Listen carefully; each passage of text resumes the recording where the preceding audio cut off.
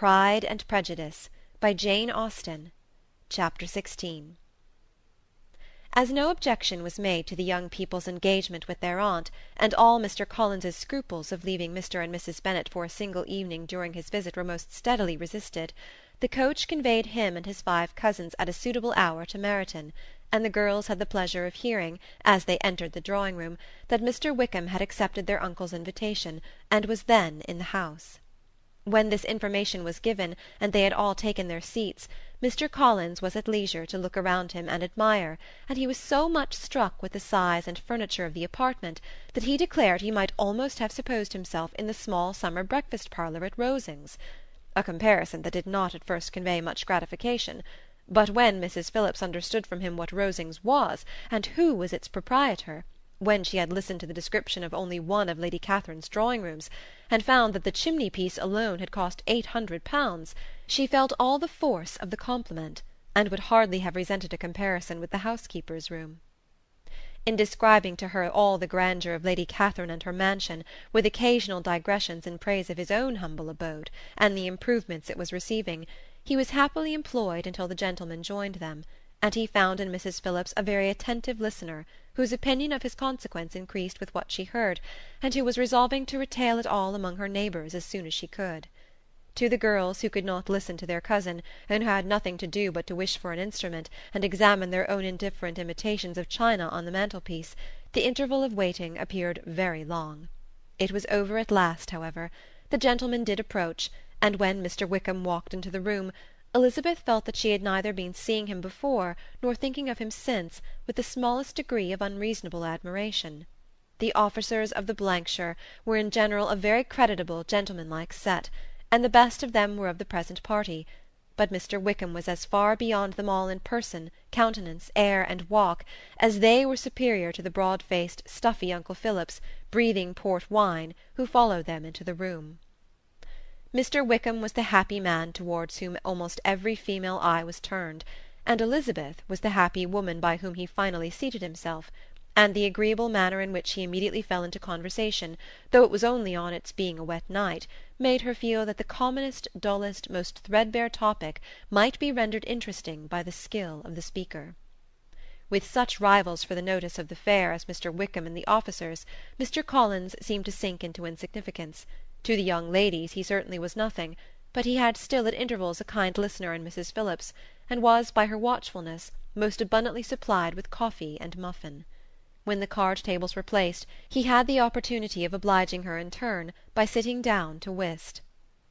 "I know little of the game at present," said he, "but I shall be glad to improve myself, for in my situation in life—" Mrs. Phillips was very glad for his compliance, but could not wait for his reason.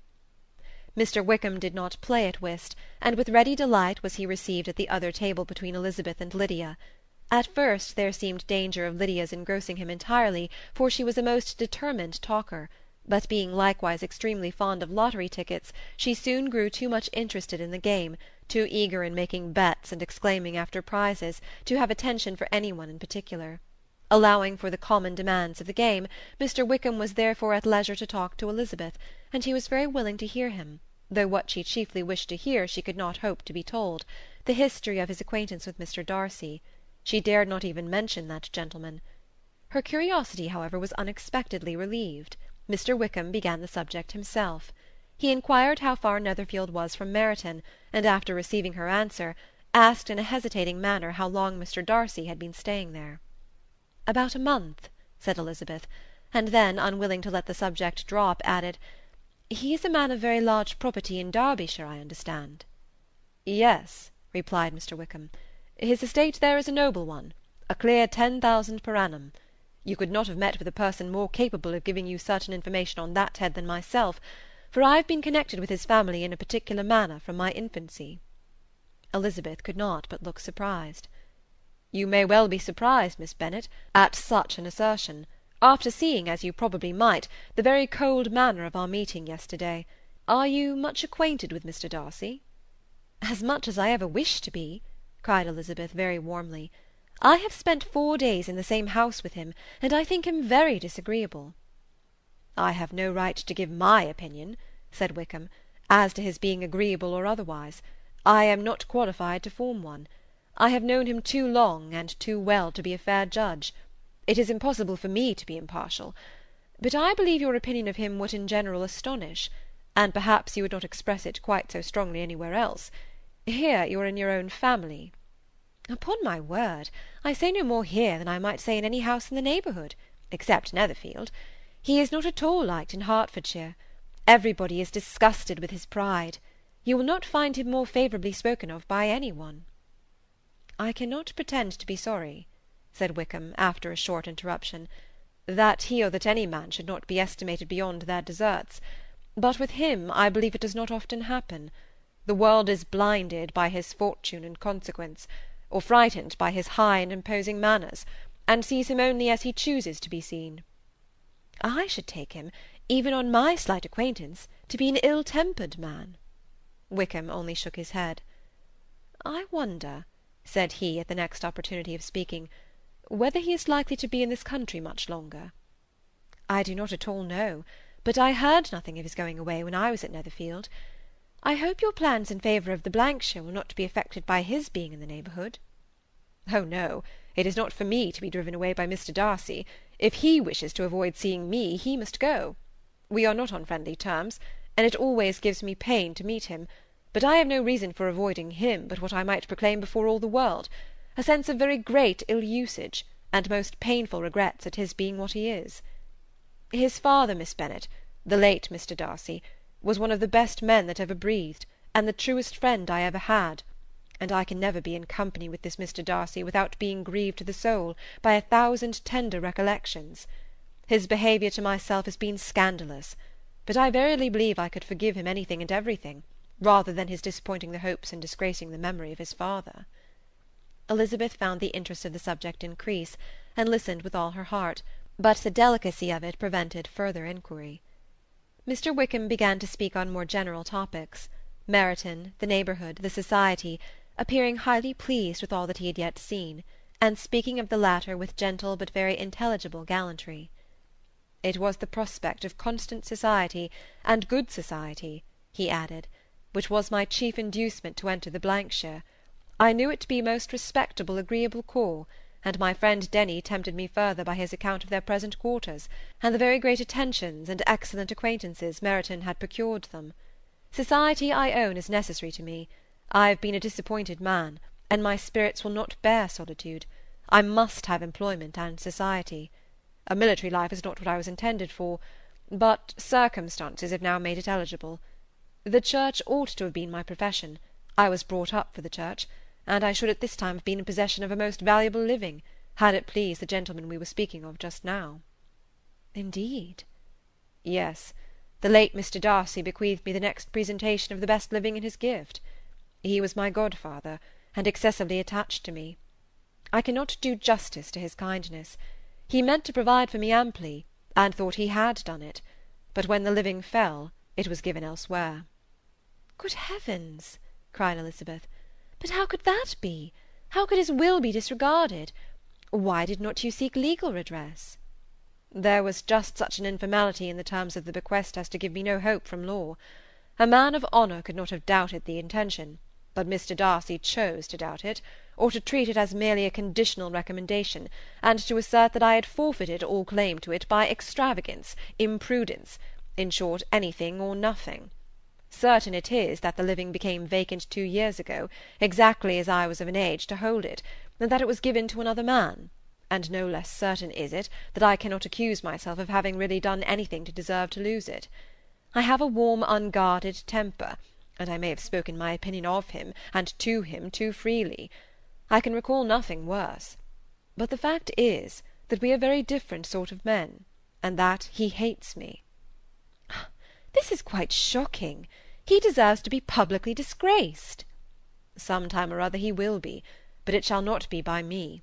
Till I can forget his father, I can never defy or expose him. Elizabeth honoured him for such feelings, and thought him handsomer than ever as he expressed them. But what, she said after a pause, can have been his motive? What can have induced him to behave so cruelly? A thorough determined dislike of me, a dislike which I cannot but attribute in some measure to jealousy. Had the late Mr. Darcy liked me less, his son might have borne with me better. But his father's uncommon attachment to me irritated him, I believe, very early in life. He had not a temper to bear the sort of competition in which we stood, the sort of preference which was often given me. I had not thought Mr. Darcy so bad as this, though I have never liked him. I had not thought so very ill of him. I had supposed him to be despising his fellow creatures in general, but did not suspect him of descending to such malicious revenge, such injustice, such inhumanity as this. After a few minutes' reflection, however, she continued, I do remember his boasting one day at Netherfield of the implacability of his resentments, of his having an unforgiving temper. His disposition must be dreadful. I will not trust myself on the subject, replied Wickham. I can hardly be just to him. Elizabeth was again deep in thought, and after a time exclaimed, To treat in such a manner the godson, the friend, the favourite of his father! She could have added, A young man, too, like you, whose very countenance may vouch for your being amiable. But she contented herself with, And one, too, who had probably been his companion from childhood, connected together, as I think you said, in the closest manner. We were born in the same parish, within the same park. The greatest part of our youth was passed together, inmates of the same house, sharing the same amusements, objects of the same parental care.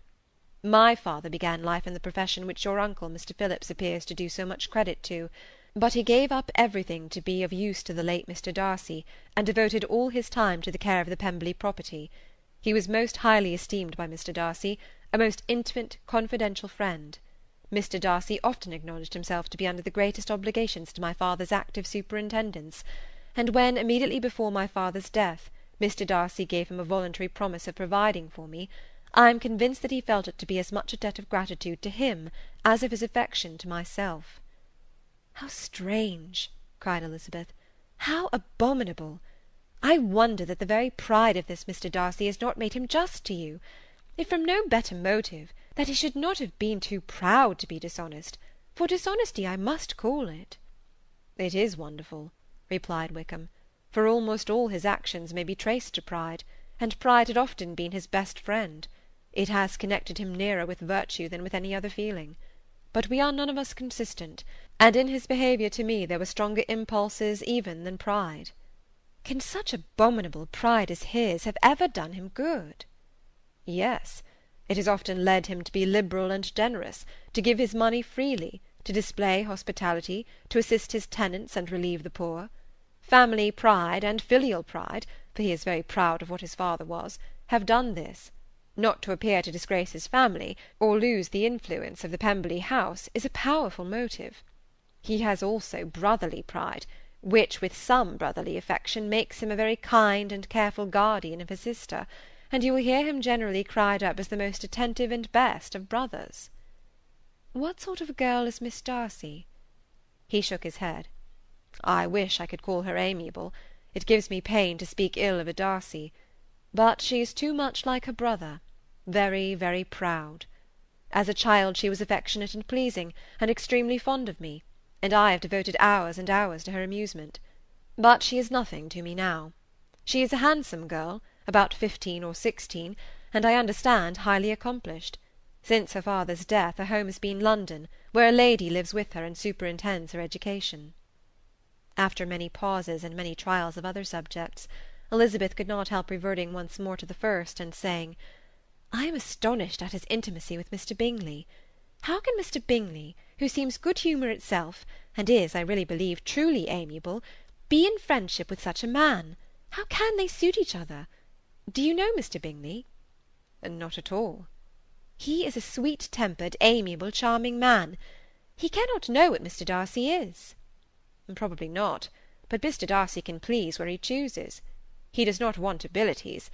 He can be a conversable companion if he thinks it worth his while. Among those who are at all his equals in consequence, he is a very different man from what he is to the less prosperous. His pride never deserts him, but with the rich he is liberal-minded, just, sincere, rational, honourable, and perhaps agreeable, allowing something for fortune and figure. The whist party soon afterwards breaking up, The players gathered round the other table, and Mr. Collins took his station between his cousin Elizabeth and Mrs. Phillips. The usual inquiries as to his success was made by the latter. It had not been very great. He had lost every point, but when Mrs. Phillips began to express her concern thereupon, he assured her with much earnest gravity that it was not of the least importance, that he considered the money as a mere trifle, and begged that she would not make herself uneasy. "I know very well, madam," said he, "that when persons sit down to a card-table they must take their chances of these things, and happily I am not in such circumstances as to make 5 shillings any object. There are undoubtedly many who could not say the same, but, thanks to Lady Catherine de Bourgh, I am removed far beyond the necessity of regarding little matters." Mr. Wickham's attention was caught, and after observing Mr. Collins for a few moments, he asked Elizabeth in a low voice whether her relation was very intimately acquainted with the family of de Bourgh. "Lady Catherine de Bourgh," she replied, "has very lately given him a living.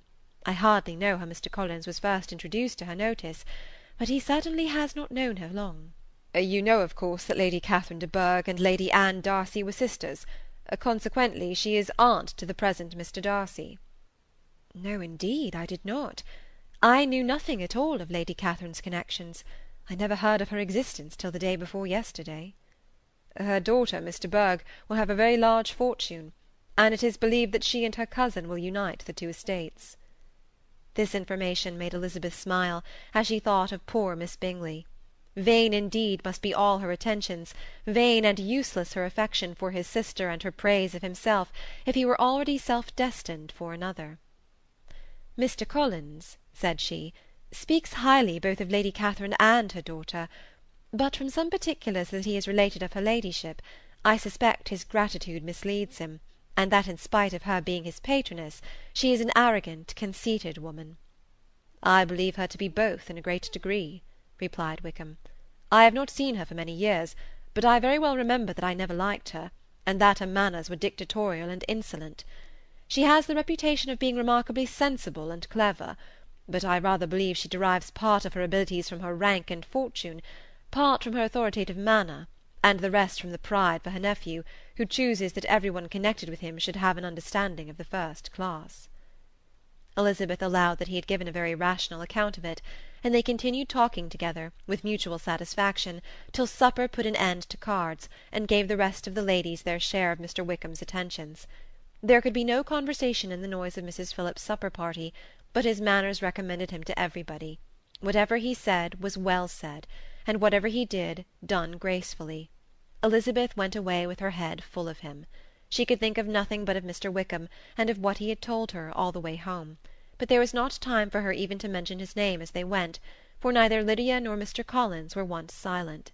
Lydia talked incessantly of lottery tickets, of the fish she had lost and the fish she had won, and Mr. Collins, in describing the civility of Mr. and Mrs. Phillips, protesting that he did not in the least regard his losses at whist, enumerating all the dishes at supper, and repeatedly fearing that he crowded his cousins, had more to say than he could well manage before the carriage stopped at Longbourn House.